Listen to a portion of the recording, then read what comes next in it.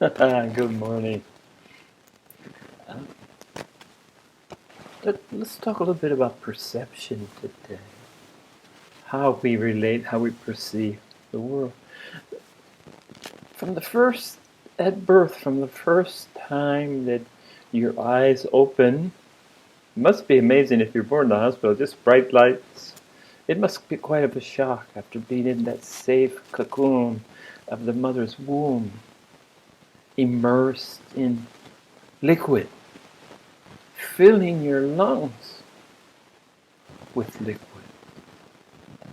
All of a sudden you lose the security of the liquid, the darkness, your source of nourishment. It's gone, and you open your eyes, and it's bright lights. Just what a shock! And then you pulled upside down and slept on the bottom. Welcome, welcome to the pain that's in this world. Welcome, bright lights. Probably sounds are too loud because at best you could hear muffled sounds, couldn't you? So let's say the eyes open and the bright lights, and they probably clamp closed really quickly. I've had an opportunity to be around newborns to really follow this process. But at a point, your eyes open, and I'm sure that you have to. I don't think focusing is an automatic response. You have to learn to focus your eyes, even though it doesn't take a conscious effort. It takes some doing and some practice. And you focus on probably your parents' faces first. And you crave their eye contact. You crave the fact that they hold you. You crave the fact that you nurture. They nurture you, they sustain you. So you're looking out at the world. This is just the beginning. As your personality, which comes with your rebirth, begins to settle in your body. And then the process of building a false sense of separateness. You're here, but you're looking out there to your parents. And the key is looking out. Because that's what you depend on. That's what you're taught to depend on. And then as your personality comes in, your individual self is started to be supported by what you see from the outside, basically your parents, their reaction to you. Are you a good baby or are you a noisy crybaby? That makes a difference in how they react. Are you an easy baby? Sleep through the night? Or are you a difficult baby that wakes up every couple hours? All these things begin your definition of self with a little s. But we're trained all through adolescence, preschool, kindergarten, more and more, the more we get educated. Lots of work to do as a former educator, as a current educator, I should say. I still believe there's a lot of work to do in how we teach. But part of this teaching is focusing on the individuality. Separateness and division is just, it seems to be what it is. It seems to be reality. And of course, your ego has developed, your monkey mind is probably, I don't know when the monkey mind starts chattering. I suspect it's quite young and they weren't able to discern it. But I think the mind with a little m is self-interested in keeping itself relevant, primary, of primary importance, as the ego. And as they develop, as we develop, this sense of separateness and division and sense of self and ego kind of start intertwining because they're mutually dependent for their survival. And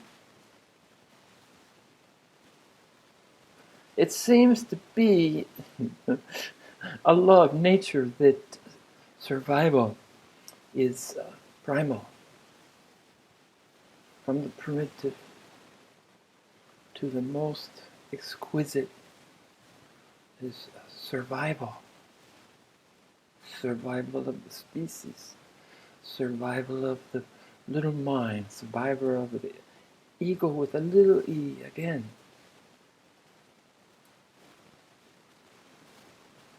And while this is going on internally, the monkey mind chatter, the blending of the sense of self and ego that becomes unified and sustains, promotes in its own self-interest the idea that it's separate, division. So as soon as we focus out for anything, the sense of the duality, the sense of us and them, outside and inside, become paramount, become who and what we think we are.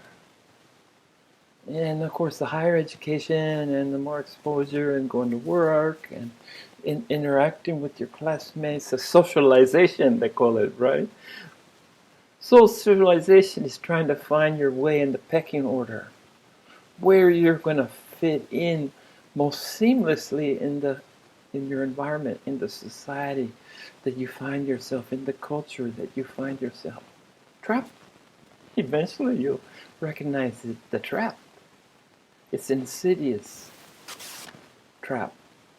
It sneaks up on you like the trickster with your ego and your monkey mind. They sneak up on you and they take over, take control to the point that they become real to the perceiver. Okay, so here we are. Everything that we learn, everything that we find of importance, everything that we're trained to pay attention to is the outside. While very little attention is left to developing the inside, to seeing the inside, to understand the inside. As a university professor, I would notice that my freshmen, especially in the Taiwan Society, and I taught in Hawaii too, so I have experience to teaching the same age group, but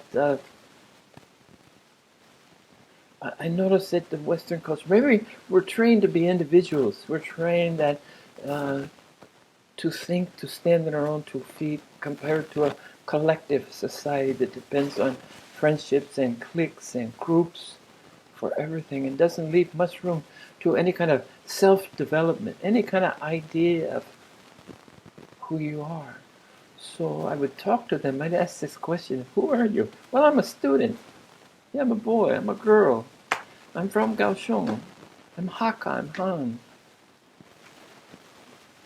And I said, that's not who you are, that's what you are. And of course they'd be puzzled because they obviously they had any chance to develop. It's never been important. In fact, it's been the opposite. Suppression of self is of primary importance. It's more important to blend in, fit in, have friends, fit in the group, and don't make waves. There's my favorite Taiwanese. Papa tells me, shut up and listen. And this is what drilled into them. Shut up and listen. So by the time they get to university, they have no idea what they're interested in, what they want to do when they grow up. No idea. It's probably been already stressed that by the picking of the university and the process that that you're going to head in a track. And here, freshmen entering university are forced to pick an area that they're going to study in, major in, where Western University is really not to your end of your sophomore year. You take the basic classes, the prerequisites, and that gives you an exposure. And maybe by the time you're just approaching your junior year, you're more prepared to you know yourself. You know the discipline. You're more prepared to choose an area that you want to devote the rest of your life to. But here it doesn't happen because parents know best. And that's the idea that children here belong to their parents. There's a sense of ownership in being a parent. This is my daughter, my son, my blood, my tradition, my da da da da da. Whereas most more awakened, enlightened Westerners see that as they're graced with the responsibility to nurture, to help on the path of self-discovery. And it sounds great, self-discovery, but again, it's all about what you're going to do. Your sense of self is nothing to do basically about anything that's going on inside. It's all outside. All outside, because 99% of the world think that that's all there is, and that if there even is inside, it just pales in significance. What's important is getting along, succeeding, doing well, trying hard.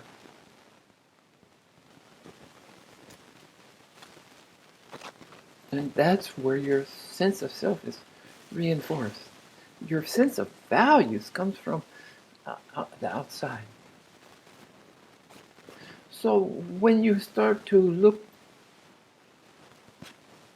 towards any kind of sustenance, maybe like, let's say religion, either you're born into a religion or you discover a religion that something about the outside, you like the way the church looks, you like the robes, you like the garments that the priests wear. If you're allowed to make a choice, but most times it's already predestined that you'll follow. That your parents are Christian and they're going to take you Christian to church, or your parents are Buddha and they're going to practice the Buddhist, at least the bye-bye, the worshiping and all the things that praying for success. Again, outer success. Outer. I can't stress that anymore. Or enough. I can't express it enough. That if you're born with any self-inquiry, you're quite strange or quite abnormal. And I was born asking who, why, what am I, why am I for, why am I here, and what am I missing? And where's home? Where's that sense? It wasn't the womb, but where's the home? Where's my home? I have an inkling. I was probably far enough in my reincarnation, my life, that the feeling of home, of my sense of real belonging to something that wasn't external, that was internal, was already fairly well developed. And I think that's the gift that you can bring in from one incarnation. You're not burdened with the memories. Imagine if you knew all your past lives. Take all your time, and it'd be pretty depressing probably, because most of their past lives, at least to a certain point, are better off forgotten. But your personality is there. And I believe that this is what's reincarnated. your personality, not your individual identification, a name, not that outside construction of external self, but the internal, what makes you laugh, what makes you smile, what makes you angry, what makes you attracted to certain situations, places, and times, and repelled by others. And I became aware of this when I started to have more experience with Buddhas and even Christ, Jesus. He had a personality, definite personality. And the few times I've been around fully awakened beings, they definitely have a personality. So I begin to wonder that if this is not what persists. And then I went to Buddha Hall, where all the Buddhas were, and individuality in the sense of personality. The commonalities, of course, was that they were awakened and they were beings of light, and they lived in grace and glory and peace. But they were individualized in the sense that of something. And personality is one. Again, I've never heard anybody, most of the things I talk about, I don't have much support. It's just my own experience. And then when I do, it's interesting that once I'm onto something that maybe I'm more aware, but something comes from the outside, another teacher or another, something that I read that resonates. Because I certainly don't claim for any kind of particular or special insight. I think I'm only seeing what is seeable for all of us at some point. Sooner or later, we'll all see the same things. And of course, because of the limitations of the things, the expression, that'll come out of our mouth different, we'll be prepared to see it in different ways. And then certainly sharing is very unique. But you see the commonalities. But when you reach the stage that you really want more, when you find the hollowness of possessions, success, accolades, titles, achievements. Those are all human doing stuff, right? And I share with my other fellow human beings about human doing, and most of them are so busy doing that they think I'm off. Being is just to be here like I am right now, 100% with you. Other than sharing and talking and gestures and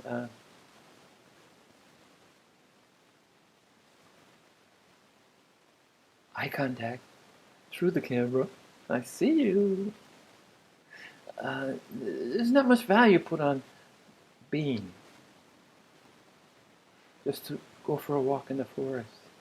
It's hiking, exercise. I see the people walking, a simple thing like walking, they have to. I'm a walker. I'm exercising. I'm doing something. Instead of just taking in, enjoying, seeing that beautiful butterfly, seeing that flower that you've never noticed before, smelling the life of the forest and the moistness, and seeing the greenery, and if you're by the ocean side, just experiencing, breathing in of the air and of the negative ions as waves break, as waterfalls. That's why you feel so good at a waterfall or right by the seashore where the waves are breaking. It creates negative ions, and it's called negative ions, but it's what is positive in the sense that we feel good. Maybe we can't define it, maybe we don't go seek it out, but something compels us, a lot of us. The city people, they're a different breed. You know, they want the hustle and the bustle, and the last thing they want, God forbid, that they had a downtime where they had to do some self-examination, because most people are terrified of what they see. I used to give my students an assignment and say, okay, go home tonight and look in the mirror for 5 minutes, and then share with me what you see, and ask these questions. Who is that? And most important, do I like this person? Because in your development, it's critical that not only that you like yourself, but you learn to truly love yourself. Wrinkles, warts, and all. You need to love yourself before you even can begin to understand what it means to love the others. And this loving of the others is the beginning of compassion, because the love of others is because maybe they love us. We're getting something in return, but compassion is simply about giving and embracing everything and everyone, and everything and everyone. There's a lot. For me, it's probably as great as 90% that I don't particularly like too much, and I wouldn't particularly choose them to spend time with, but that doesn't preclude. Compassion is inclusive, no exceptions. Even I had to learn to love Donald Trump. Yeah, that was a tough one, trust me. But I couldn't have gone to real compassion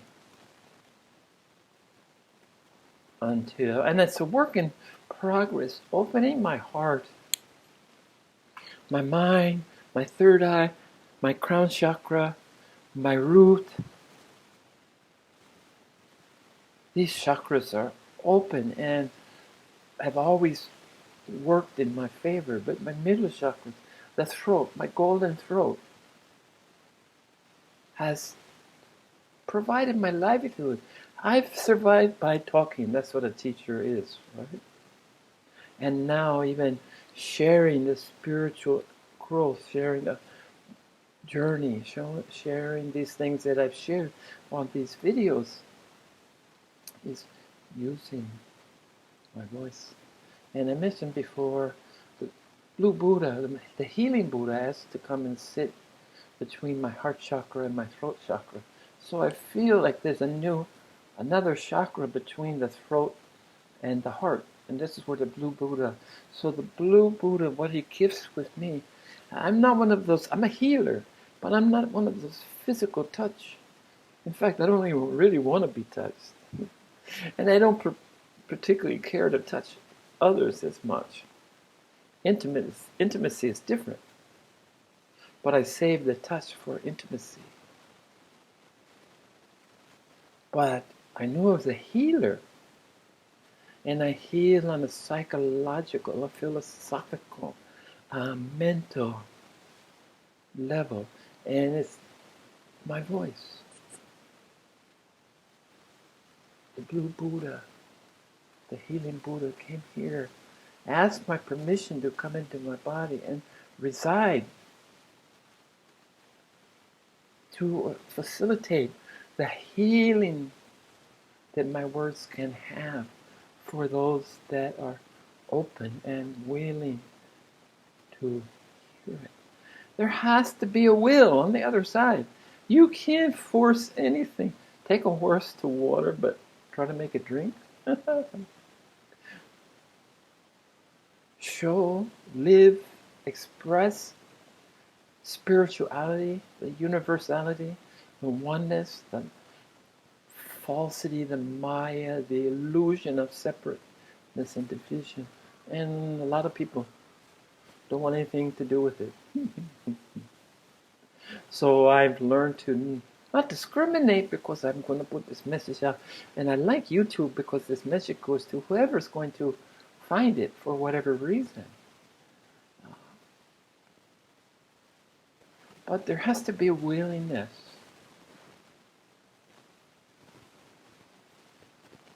There has to be some kind of inkling of missing home, of trying to, first by noticing that emptiness, really the emptiness, no matter what you achieve on the outside world, no matter what you accumulate,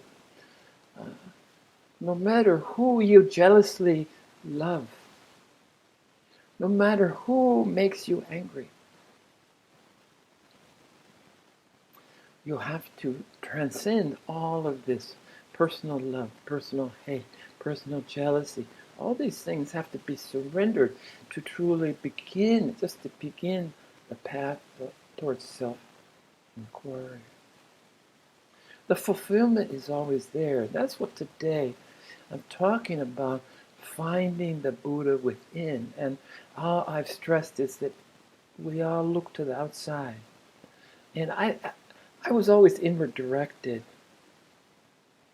What was going on inside was of paramount importance. And maybe that can be defined as self-absorption, a type of selfishness, which I say, at least in my, this selfishness, this self-absorption, this inward focus at the exclusion of everything on the outside is necessary. What's necessary for me? And that's all I can speak to. And at the same time, that this exclusion of everything on everyone on the outside and the focus towards inward, you have to start the process of living in grace. You have to learn to surrender. You have to learn to say, I don't know. You have to be aware that there's a lot more that you will never know than you could possibly know. But one thing I want to share is that we look to God. God, where are you? We pray to God. Here they bye-bye. Bye-bye means to pray, burn joss sticks, burn incense. And usually they're praying for something, for some self-gain. Oh, or maybe if they think they're being selfless, they're praying that their children will get into a particular university. You should see how busy the temples are when the end of the year and the time that the process of start taking tests to get accepted into the university is fulfilled with parents praying, bye-bye. Please let my child go to the top university. And then it becomes, after you're married, then it becomes praying for grandchildren. Please grace me with grandchildren. What I own can expand. My children, my grandson, my granddaughter, my. This is like a never-ending, always expecting, always wanting, always asking for something. And if you don't get it, you tend, oh, well, that was a waste of time, wasn't it? Yeah. So at some point, you'll begin this selfless, at the same time selfish activity. Selfless in the sense that you're looking inside and finding that more likely a self resides here than that self out there that would create an ego accomplishments. Human doing stuff doesn't bring much joy. And I want to say about joy here, this is your inherent right as a human being to exist in joy, in a state of joy. The joy of being alive is enough, isn't it? The joy of a sunset, sunrise, walk in the forest, the joy of a little grandchild looking up, grandpa, grandma, wanting to hug, wanting to be picked up, of your cat or pet coming close to you for affection, attention. But it's necessary to, once you learn that perhaps you exhaust the outside for most people.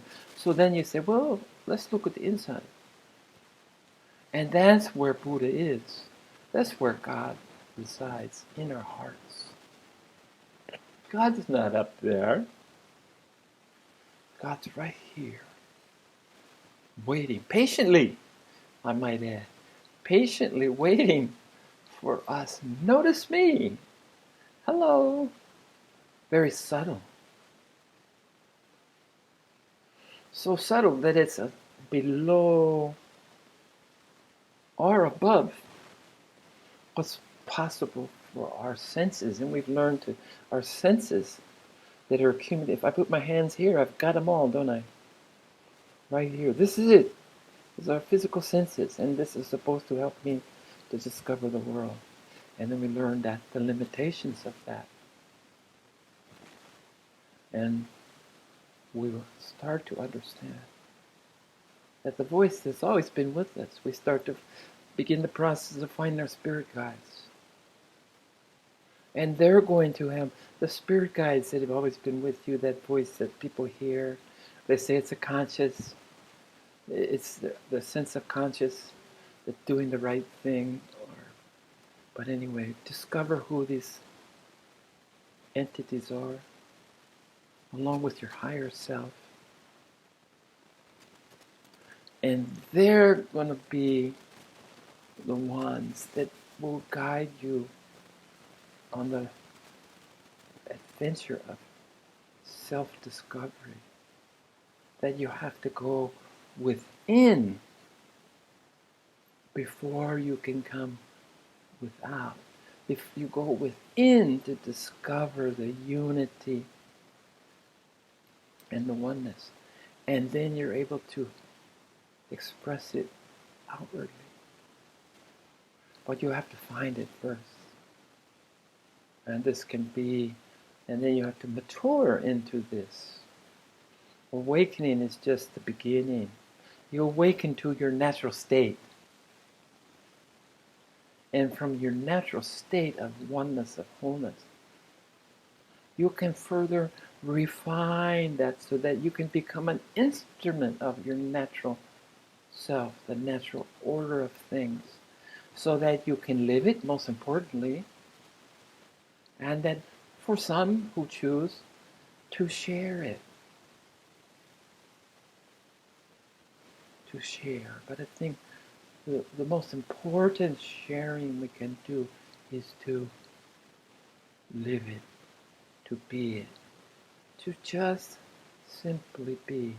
I said to my friend yesterday before we started the bike ride, every day for me is better than the previous day. And he's kind of a skeptic, and he looked at me, yeah, right. But it was sincere.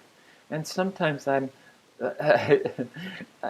don't know that who to always share with. Probably that's a work in progress, but I'm sharing with you.